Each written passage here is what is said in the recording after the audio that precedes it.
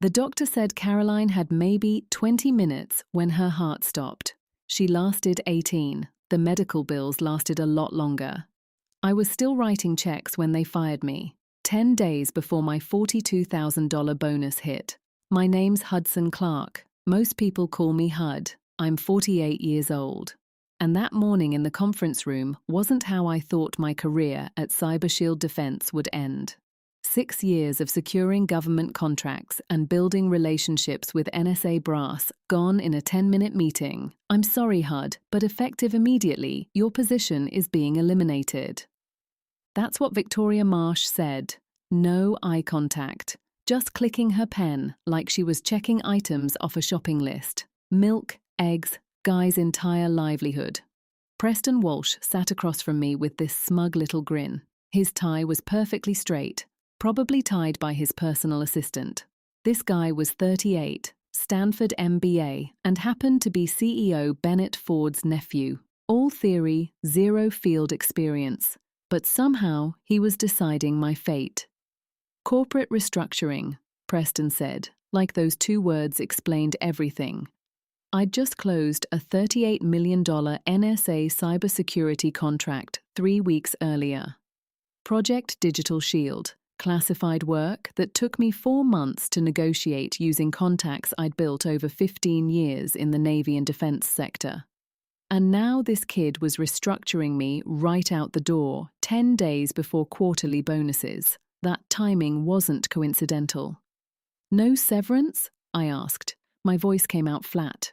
Old Navy training kicking in. Never let them see you rattled. Standard package, Victoria chirped. 3 weeks and a positive reference, assuming no complications.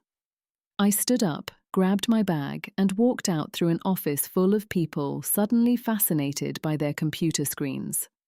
Nobody makes eye contact when you're the one getting axed. My desk looked smaller than I remembered. I started boxing up 6 years of my life. Photo of Caroline from our anniversary cruise last year, before the heart problems started showing. She'd been complaining about chest pains for weeks, but we both thought it was stress from my long hours. Coffee mug that said "World's Okayest Boss." My cybersecurity team gave me that after we closed Digital Shield. Just swept it all into a cardboard box. The elevator ride down felt eternal.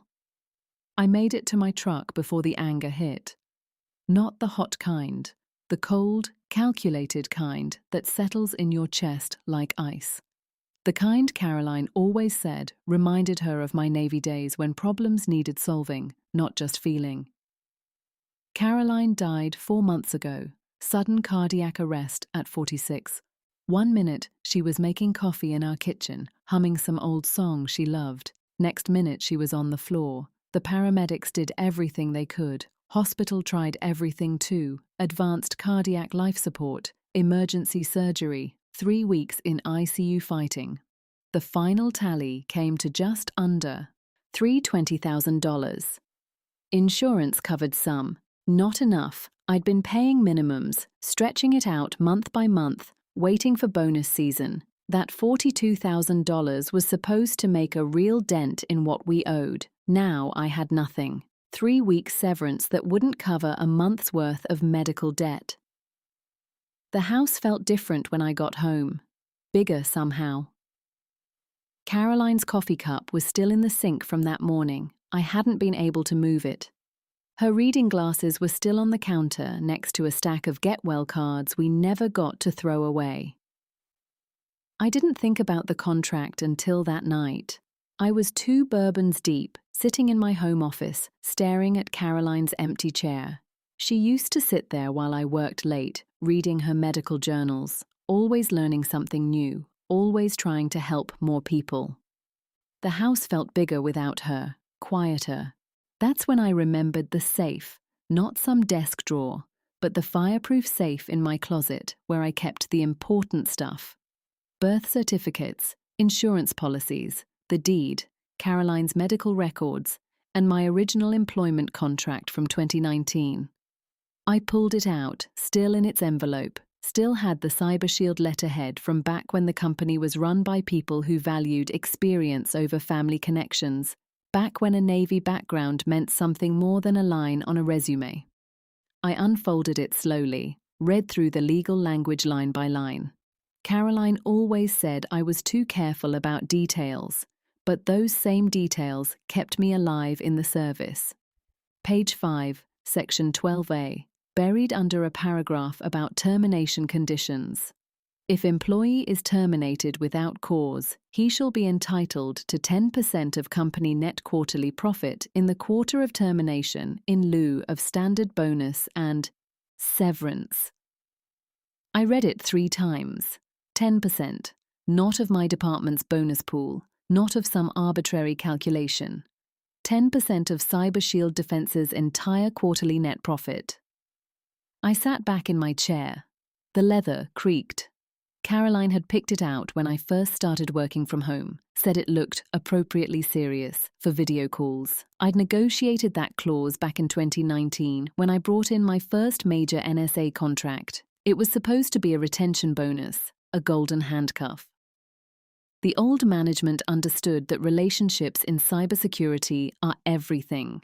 You need trust. You need history. You need people who know how to navigate both Pentagon bureaucracy and Silicon Valley ego. Preston never read the contract. Why would he? The guy probably couldn't spell due diligence if you spotted him half the letters.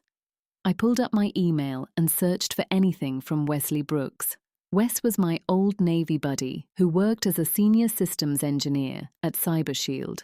We'd served together on the USS Charleston back in the day, pulling 16-hour shifts monitoring enemy communications. Found what I was looking for, an email from a month ago where he'd accidentally copied me on an internal Q3 forecast. The forecast showed projected net profit for Q3, $2 million. The Digital Shield contract I'd closed would hit the books this quarter. Cybersecurity work, high margins, minimal overhead. Government pays premium for the best, and we were the best.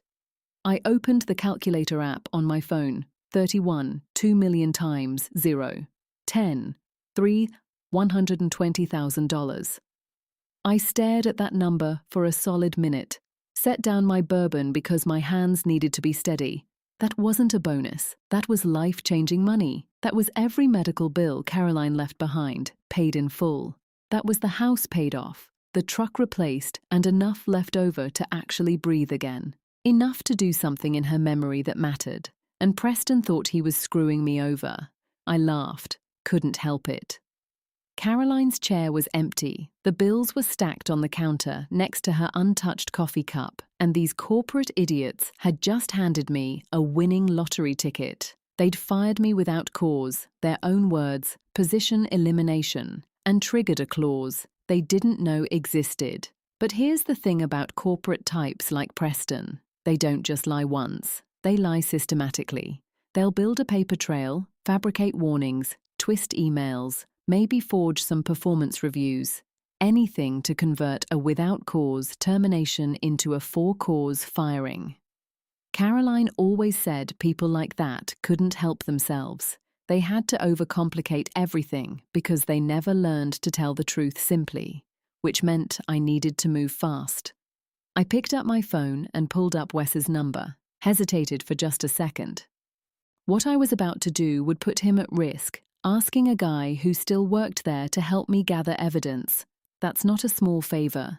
But then I thought about Rachel Brenner. Rachel. She'd been with CyberShield for 25 years, working in finance. Started as a junior accountant. When the company had 12 employees, worked her way up to senior financial analyst. Word around the office was they'd fired her the same week as me. No warning, no explanation, just restructuring. Rachel knew where every dollar went in that company. If anyone could spot financial manipulation, it was her. And if they fired her. The same week they fired me, that wasn't coincidence. That was damage control. Preston wasn't restructuring. He was purging the books, cutting high-salary positions right before bonus season, so the executive pool looked bigger. Caroline would have called it what it was, theft with a business plan. I typed out the message to Wes, need to talk in person, soon as you can. His response came back in under a minute. Tomorrow, Harbour View Grill, 7 p.m. I set down the phone and looked at the contract again. Section 12A. 10 perfect %. Caroline used to tease me about reading everything so carefully, every warranty, every insurance policy, every fine print clause. "You're going to read yourself to death, Hud," she'd say. But those habits kept me alive in the Navy, and they were about to keep me solvent here. Preston made one critical mistake. He underestimated the one person in that company who actually read the fine print. Tomorrow, I'd start building the case. Tonight, I just sat in my office with the contract spread out on my desk and let myself feel something I hadn't felt in months. Hope, cold, calculated, and ready for war. The way Caroline said I got when someone threatened our family. Monday morning, I walked into Lance Cooper's office. If Preston wanted lawyers, I'd bring a former JAG officer who'd seen worse than him. The place smelled like burnt coffee and old law books.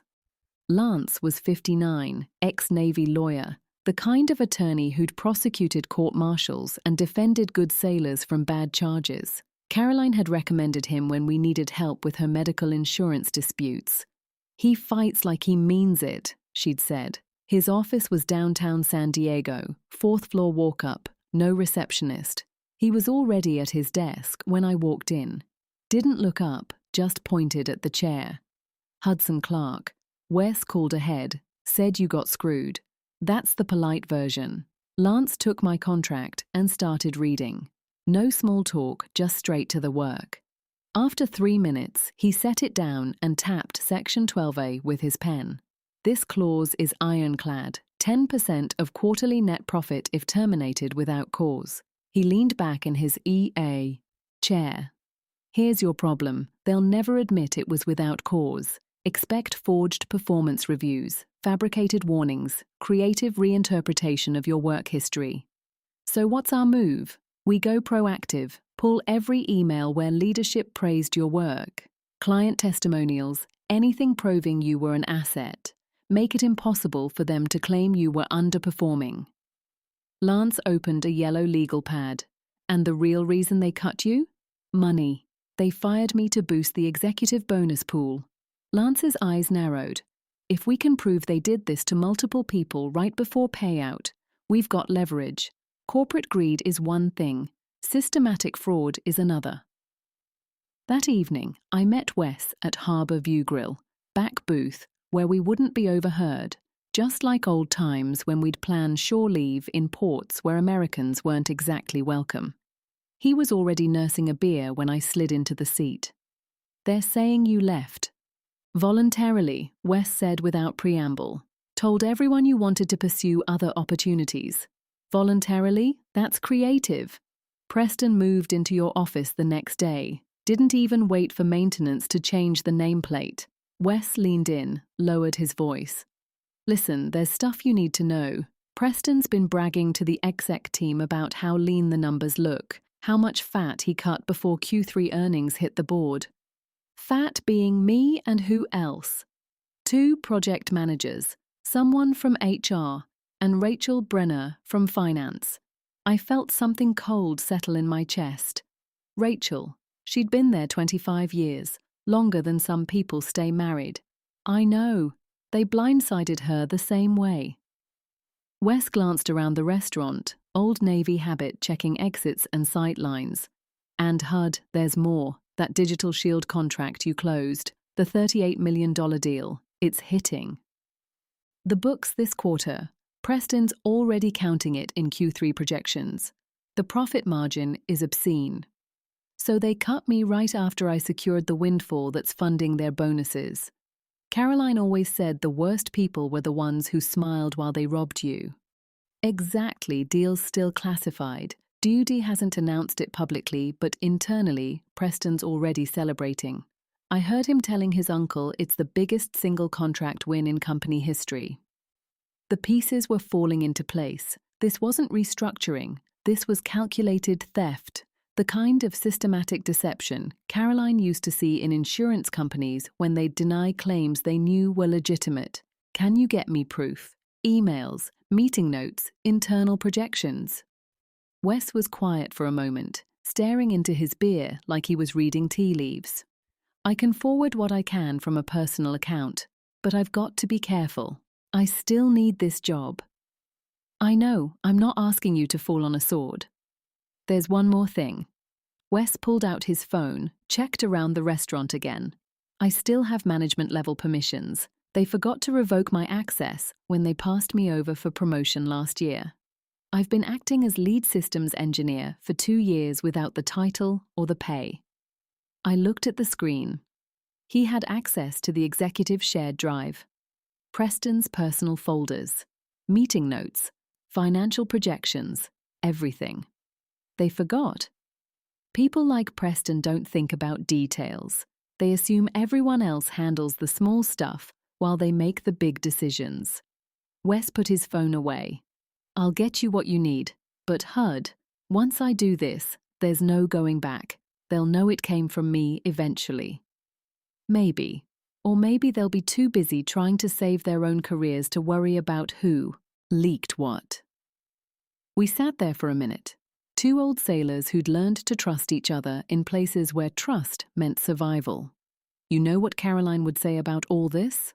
I asked. What? She'd say people who build their lives on lies eventually forget what the truth looks like, and that's when they make mistakes. Wes smiled for the first time that evening. She was always smarter than both of us. Yeah, she was. We paid separately and left through different exits, old habits. 3 days later, Wes sent me the files through an encrypted email. 4 Word documents pulled from a folder Preston had named Exec Private 2024. Real genius level security there. I opened the first document, Performance Improvement Plan, with my name on it, dated July 15th. I right-clicked, checked properties. Date created, October 8th, 9:32 a.m. I was fired, October 5th. Second document, written warning, dated August 20th. Date created, October 8th, 9:47 a.m. Third document, final performance review, dated September 25th. Date created, October 8th, 10:03 a.m. All forged. Created in a 30-minute span, 3 days after my termination. Caroline used to say the truth had a way of leaving fingerprints. You just had to know where to look. Metadata doesn't lie, even when people do. I called Lance immediately. I've got them. Metadata proves the documents were fabricated after I was fired. Send them now. This changes everything. The second email contained a spreadsheet. Q3 earnings forecast, internal use only. Every major contract closed that quarter, including Project Digital Shield, still marked classified. Bottom line, $31.2 million projected net profit. But there were handwritten notes in the margins, adjustments, revenue recognition changes, numbers being moved around like chess pieces. My calculation had been right, but they were playing games with the books. 10% of $31.2 million was $3,120,000. But if they were manipulating the numbers, the real figure could be higher. Then I opened the third attachment. Email chain between Preston Walsh and Alison Fielding, CyberShield's corporate counsel. Subject line, Workforce Optimization, pre-bonus, dated September 18th, 2 weeks before my termination. Preston had written, need to reduce headcount by 5 before Q3 closes, targeting high salary positions. Will coordinate with HR on timing and documentation. Priority is keeping exec team clean for board review. Alison's response, understood. Ensure performance documentation is in place before any terminations. We'll need to justify cause if challenged. They'd planned it, put it in writing. The idiot actually put it in writing.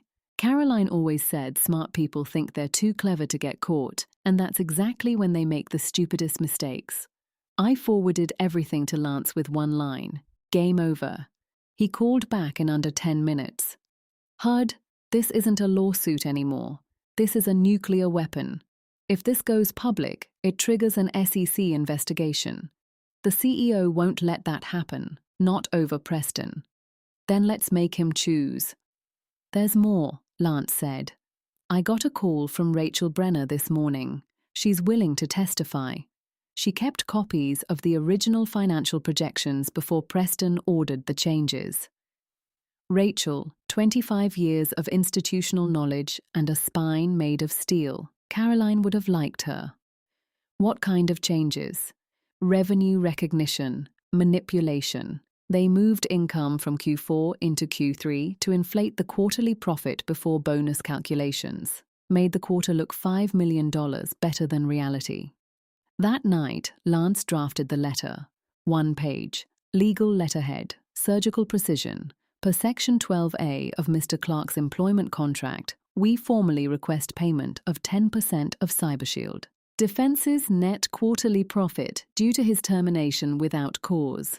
Attached documentation demonstrates fabricated performance records and premeditated workforce reduction to inflate executive compensation. We are prepared to file suit and notify relevant regulatory authorities unless this matter is resolved within 10 business days.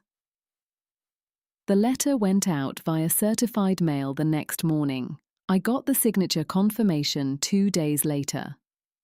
Now we waited. I spent those days thinking about Caroline, about how she'd faced her own battles with insurance companies who tried to deny coverage for experimental treatments. She never backed down, never accepted their first answer. The truth is the truth, HUD, she used to say. It doesn't change just because someone finds it inconvenient. 5 days later, a courier showed up at my door. Hand-delivered envelope, thick paper, expensive law firm letterhead. Inside was a settlement offer, one-time payment of $275,000, no admission of wrongdoing. Standard NDA. I called Lance. They're offering $275,000. That's 6 times your bonus, but nowhere near what the contract says they owe you. I could hear the smile in his voice. They're scared, HUD. What's next? Now we ask for a meeting, face to face. We show them everything we have and watch them do the math. And if they refuse, they won't, because the alternative is federal investigators asking why they cooked the books and forged documents. I looked at the settlement offer again. $275,000, like that was supposed to make me grateful, like I should be thankful they were only trying to steal most of what they owed me instead of all of it. Preston thought he could buy his way out of this. He was about to learn that some problems don't disappear with money. They come with receipts, metadata, and a contract clause that has teeth. 2 days after we rejected their settlement offer, Alison Fielding called. CyberShield's corporate counsel. Her voice had that practiced, calm lawyers use when they're trying not to sound desperate. Mr. Clark, we'd like to meet. Discuss resolution options. I'm listening. In person, you, your counsel, our legal team, and Mr. Ford. Bennett Ford, the CEO.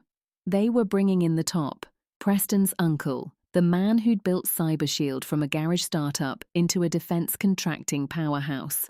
Also the man who was about to learn his nephew had been playing fast and loose with company policy and federal regulations. Tuesday, 10 a.m., our offices. Lance nodded when I looked at him. We'll be there.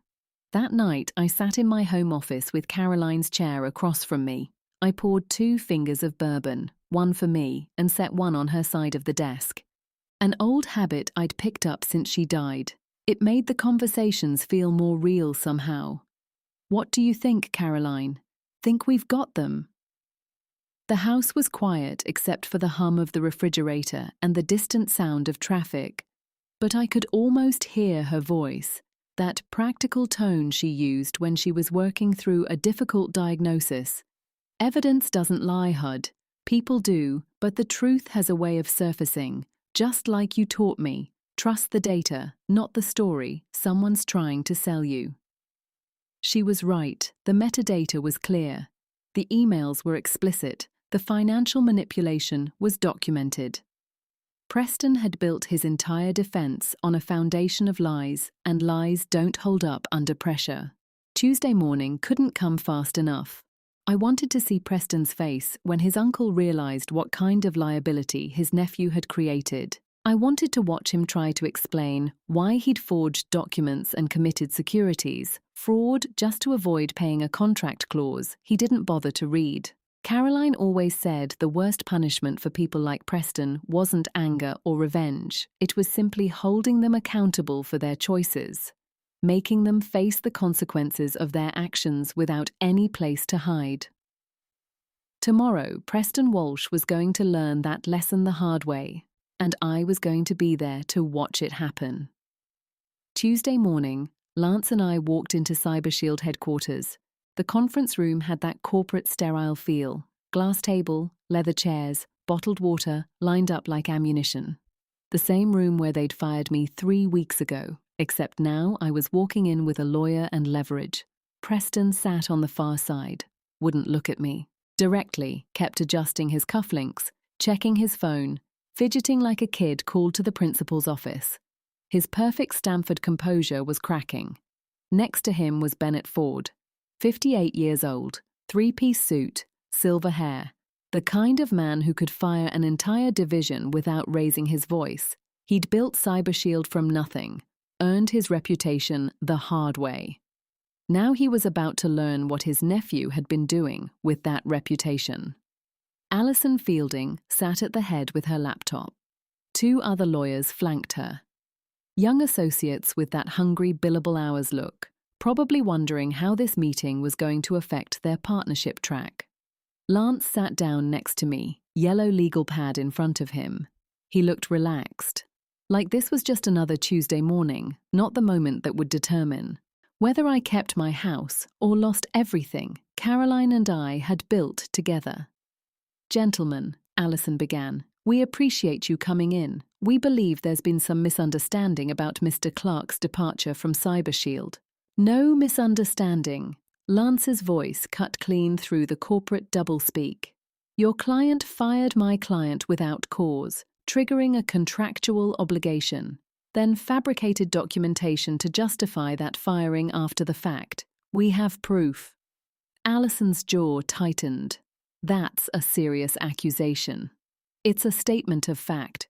Lance slid a flash drive across the table. "May I?" Alison looked at Ford. He nodded once, his face unreadable. She plugged in the drive. The screen behind her lit up with our evidence. Lance stood, clicked his remote. A Word document appeared. Performance Improvement Plan, dated July 15th. Submitted as evidence, Mr. Clark was terminated for cause. Click. The metadata panel filled the screen. Date created, October 8th, 9:32 a.m. Mr. Clark was terminated, October 5th. This document didn't exist until 3 days later. Click another document. Written warning, dated August 20th. Created October 8th, 9:47 a.m. Click final review, dated September 25th. Created October 8th, 10:03 a.m. The room was dead quiet. You could hear the air conditioning humming. All fabricated, all created in a 30-minute window, all backdated. Lance let that sink in. Someone got sloppy with their cover-up. Preston's face had gone pale. Ford's eyes shifted to Preston like a laser sight locking onto a target. Second item. Lance pulled up a new file. Sworn affidavit from Rachel Brenner, former senior finance analyst. 25 years with your company, fired. 3 days after she raised concerns about revenue recognition for the Digital Shield contract. Ford's jaw tightened. He knew Rachel, knew her reputation. Mrs. Brenner flagged accounting irregularities. Deferred income moved from Q4 into Q3 to artificially inflate quarterly profit before bonus calculations. Lance clicked again. Original projections versus revised projections your CFO ordered.